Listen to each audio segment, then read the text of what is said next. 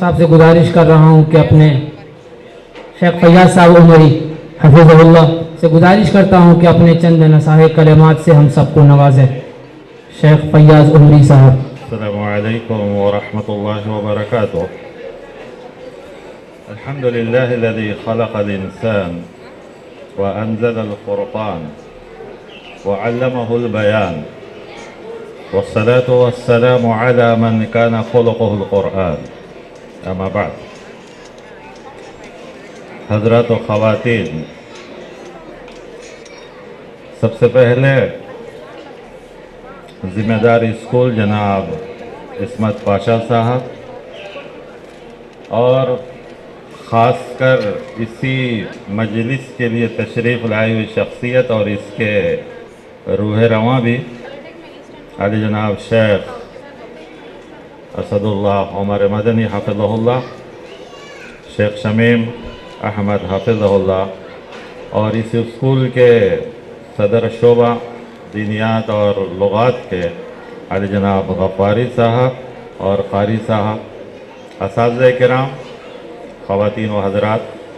ہم لوگ تو جیسا کہ شیخ شمیم صاحب نے کہا اسی فن کے آدمی ہیں، تو ہمیں تو جتنا بھی وقت دیا جائے کم ہے، لیکن کبھی کبھی ہم کو بھی خواہش ہوتی ہے دوسروں کو سننے کی.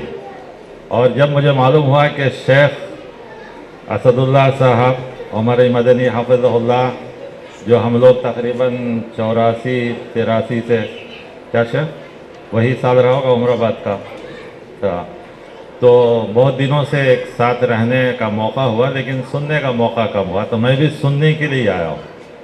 لہذا میرا اپنا وقت بھی میں شیخ کو دینا چاہتا ہوں تاکہ ہم مزید سن سکیں، فائدہ اٹھا سکیں، کیونکہ ہم صرف چنئی کے اندر ہیں اور شیخ جیسا کہ شیخ شمیم حفظہ اللہ نے کہا کہ ہندوستان ہو، ہندوستان کے باہر ہو، سعودیہ تو خیر ان کی جائے پیدائش ہندوستان اور جائے خدمت جو ہے سعودی عرب، تو گویا ہمارے پاس ایک انٹرنیشنل شخصیت ہے. لیکن مجھے خوشی ہے کہ آپ حضراتیات کے اسکول کے ذمہ داروں نے، تو میرا فرض بنتا ہے، بہت دنوں سے میں بھی سن رہا تھا اسکول کے تعلق سے، کیونکہ ہر سال کئی بچے ہمارے ہاں یعنی الہرا میں جب ہم ایڈمیشن لیتے ہیں، انٹرویو لیتے ہیں، تو اکثر بچے یہاں کے آتے ہیں.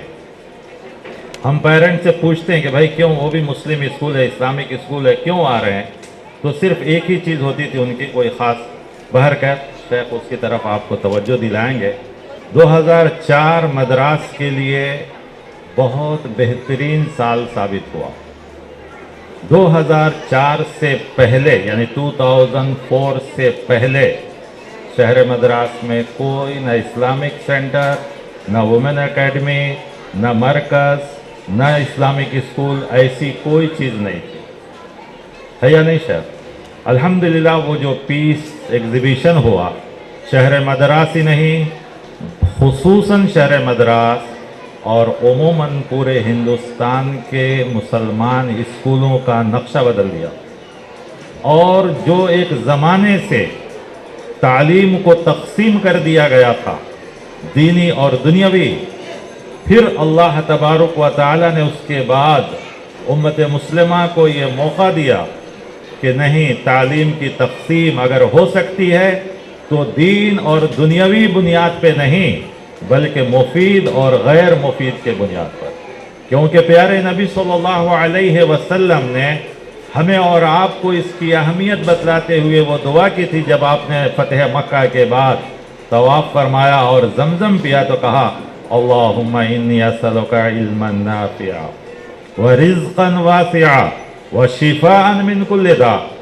شفا، ہیلتھ، صحت سب سے بڑی چیز ہے، لیکن صحت اور علم حاصل کرنا اس سے زیادہ ضروری چیز ہے. صحت کو بھی برقرار رکھنے کے لیے علم تھا، اس لیے آپ صلی اللہ علیہ وسلم نے اس دعا میں علم کو مقدم فرمایا. دنیا علم کی تحقیق، علم کی حقیقت آج جانی ہے. ہمارے ملک میں RTE رائٹ ٹو ایجوکیشن اب آیا ہے، جبکہ دنیا کو قرآن کریم نے سب سے پہلے علم کی حقیقت بتلایا ہے.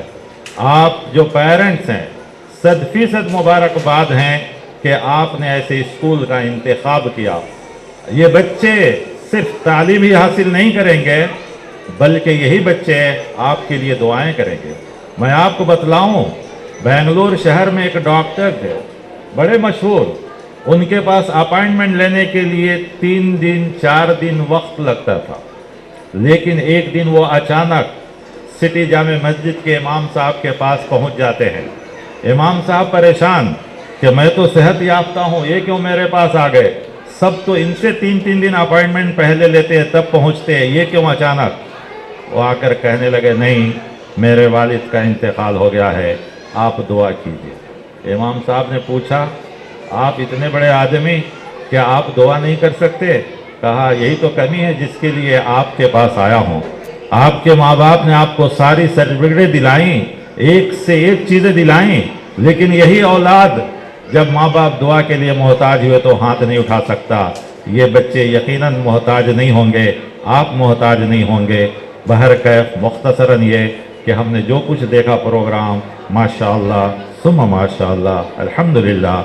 मैं ज़िम्मेदारों को भी मुबारकबाद देता हूँ कि आपने स्कूल कायम किया, और असातिज़ा की टीम, प्रिंसिपल जो भी हैं, सब जो टीम है, सबको मुबारकबाद, और उससे ज़्यादा पेरेंट्स को कि आपने ऐसे स्कूल का इंतखाब किया। और मैं समझता हूँ कि इस इलाके के लिए ये स्कूल दिन ब दिन, दिन दोनी रात चौगुनी और भी तरक्की करेगी और भी आगे बढ़ेगा, और उम्मत के और भी ज़्यादा से ज़्यादा बच्चे इंशाअल्लाह इस स्कूल से फ़ायदा उठाएंगे।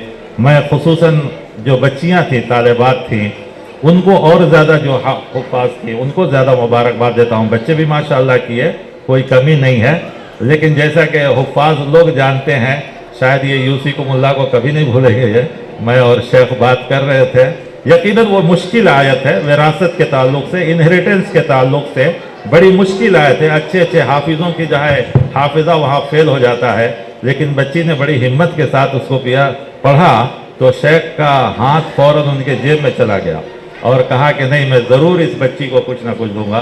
तो अल्हम्दुलिल्लाह फिर एक बार मुबारकबाद देते हुए शेख से हम मुस्तफ़ीद होने की कोशिश करेंगे। मुबारक हो स्कूल के मैनेजमेंट को, स्कूल के ज़िम्मेदारों को, टीचर्स को, असातिज़ा को, सबको भी अस्सलामु अलैकुम व रहमतुल्लाहि व बरकातहू। जज़ाकल्लाह शेख, अल्लाह आपको सेहत व तंदुरुस्ती से नवाजे और हमारी आवाज़ पे हमेशा मज़ीद। और शेख